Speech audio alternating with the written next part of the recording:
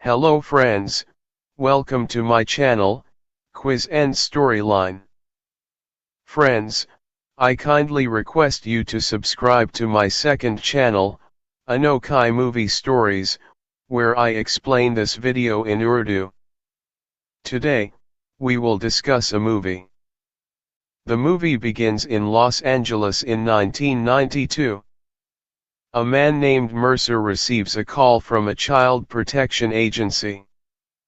In fact, Mercer has recently obtained custody of his son, Anthony, and that is why the child protection agency is contacting him to check whether he is taking proper care of his son or not.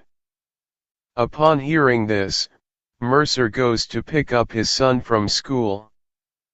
During this time, we are introduced to another character, a criminal, who is talking to his friend Copeland about the need to pull off one last heist so that their lifestyle can exceed the small thefts and encompass mansions and estates. Returning to Mercer, he tries to give Anthony breakfast, but Anthony refuses to eat. Meanwhile, the radio broadcasts news about a black man, Rodney King, who was beaten severely by a white police officer, leading to his death. A trial is underway regarding this incident, and today the verdict is expected to be announced. Mercer attempts to talk to his son, Anthony, but Anthony refuses to engage in conversation, as he is upset about where Mercer has been all these years and feels neglected during his childhood. Mercer did not respond to any of his statements and simply said that he should stay home after school because anything could happen in the city due to the Rodney King case. On the other hand, Reagan was taking his brother Dennis and father to a location where they were planning to commit a robbery. When they arrived there, they spotted Mercer shopping in a grocery store. During this time, some black individuals were misbehaving with the store's cashier. Mercer tried to intervene, but one of them pointed a gun at him. However, their senior officer arrived and stopped them, apologizing to Mercer. He then asked Mercer when he was released from prison. Here, we learn that Mercer was not with his family because he had been in jail. On WhatsApp, Mercer mentioned that he had been released 6 months ago and was quietly living his life. After that, Reagan took his father to a factory where a safe containing $10 million in platinum was located. This safe was made of tough material and was equipped with an alarm that would activate in case of danger, encasing the metal cage around the safe. Reagan's father deemed this heist too dangerous and refused, as they had never attempted such a big robbery before. Mercer also worked in that factory, and when he went to retrieve his card and keys, he met the head of security, who was discussing the Rodney King case. Mercer stated that if a wrong decision was made today, anything could happen in the city. After a while, the verdict in the Rodney King case was announced, declaring the police officers innocent, which led to protests within the black community. The situation deteriorated, and Anthony also went outside.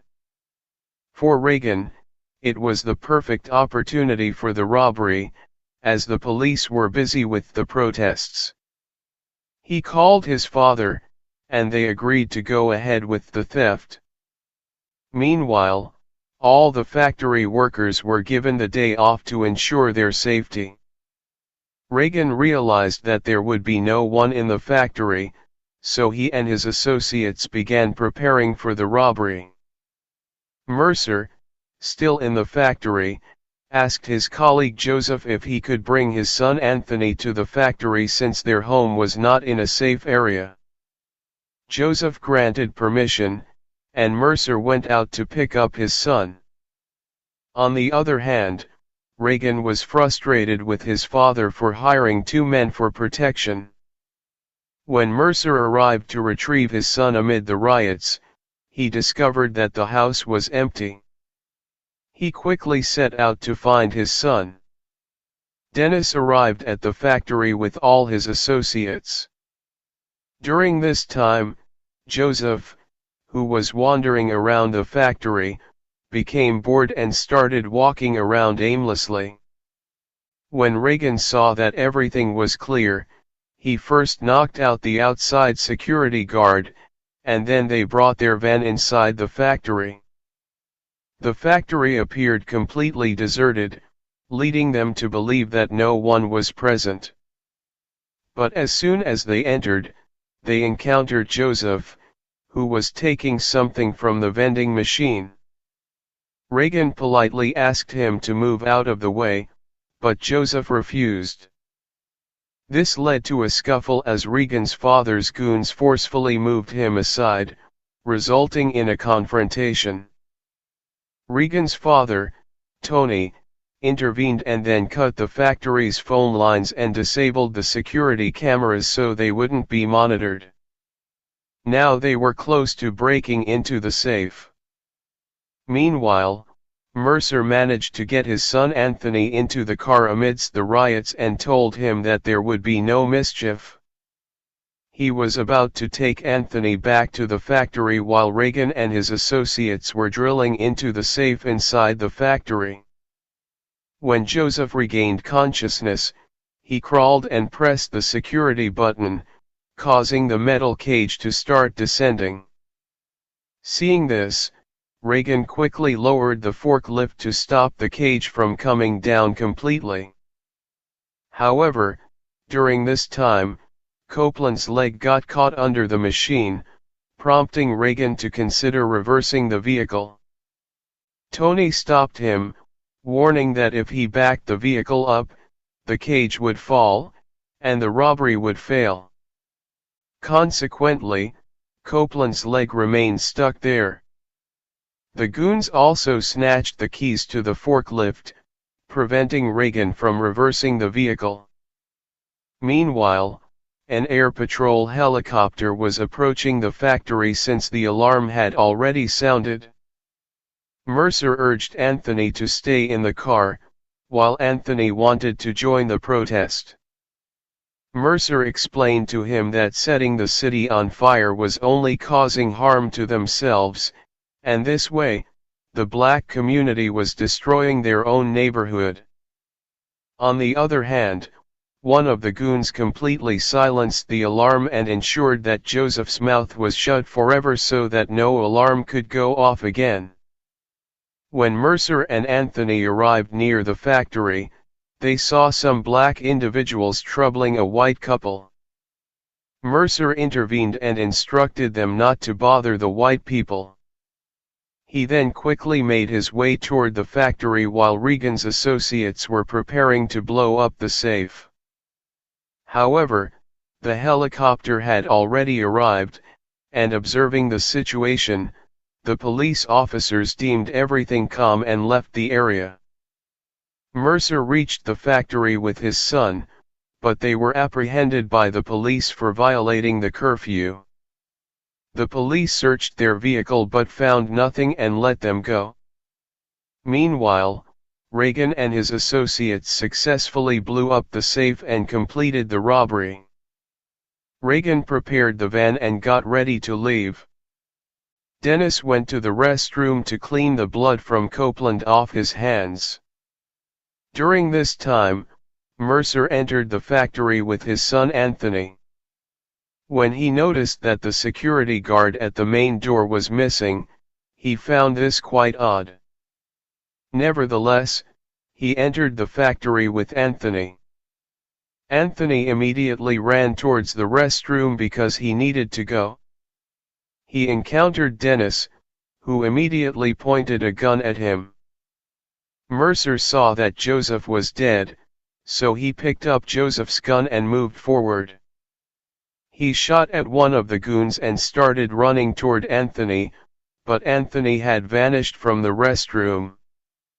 Mercer quickly dashed toward the loading dock, where he pushed a couple of goons out of the way.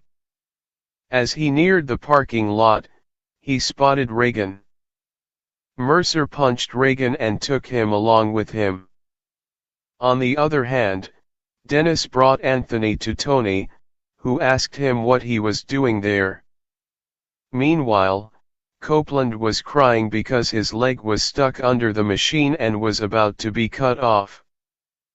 Mercer asked Reagan what he was doing there, but when he didn't receive a satisfactory answer, he realized these people were there to steal platinum. Mercer headed toward the safe room, where he saw Dennis threatening Anthony, while Copeland was screaming in pain. Annoyed by Copeland's cries, Tony shot him, ending Copeland's life. This scene was incredibly dramatic for Anthony. Anthony explained that he had only come to look for his father, who worked there. Upon hearing this, Dennis decided to let Anthony go, but then another goon came in and informed him that someone had captured Reagan. Hearing this, Dennis called Anthony back and insulted him, accusing him of lying. Dennis decided he would take Anthony hostage and return to Reagan. He sent his goons to find the van keys. Mercer went up to the roof to intercept the patrolling helicopter, but the officers had already left. One goon caught Mercer and began to beat him up, demanding the van keys back. Mercer shot the goon with Joseph's gun, causing him to fall and die. Tony ordered that the body be removed immediately. Mercer returned to Reagan and freed him. He told Reagan that his father was very ruthless because he had shot a black man. Hearing this made Reagan angry since Copeland had been his best friend. Tony and his men were preparing to blow up the room with acid so they could take the platinum biscuits. Anthony was also taken hostage. Tony made an offer to Mercer through a microphone, suggesting that he hand over Reagan and retrieve his son in return. Reagan warned Mercer that Anthony was a witness and Tony never leaves a witness alive. Mercer pleaded for Reagan's help, and Reagan agreed because his father had killed his best friend.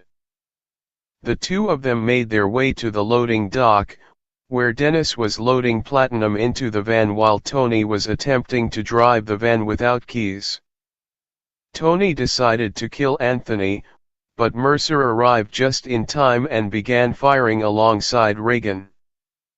In the crossfire, Dennis was shot, and Mercer and Anthony managed to escape with the platinum in the van. Tony and one of his goons started chasing them. During this time, Reagan saw that Dennis had breathed his last. This devastated Reagan's heart. He opened the van door and started shooting at his father's car. In retaliation, a thug shot Reagan in the chest. However, Reagan managed to take down one of the thugs before dying. The hail of bullets caused so much distraction that eventually, the van crashed. Anthony then got out of the car and, upon seeing that his precious platinum had fallen to the ground and was now worthless, he became enraged and shot Reagan in the head. When he noticed Mercer getting out of the vehicle, he advanced to shoot Mercer as well. But just then, Anthony shot him from behind. "Brother, are you guys looking at his hands? Don't go too far." In the end, at the conclusion of the film, the father and son reunited, and then they got into the car and drove away. I kindly request you to help me reach 10,000 subscribers on my channel soon. We hope you all enjoyed this video and will give it a like. Please subscribe to our channel. Thank you very much for your love-filled comments. See you in the next video.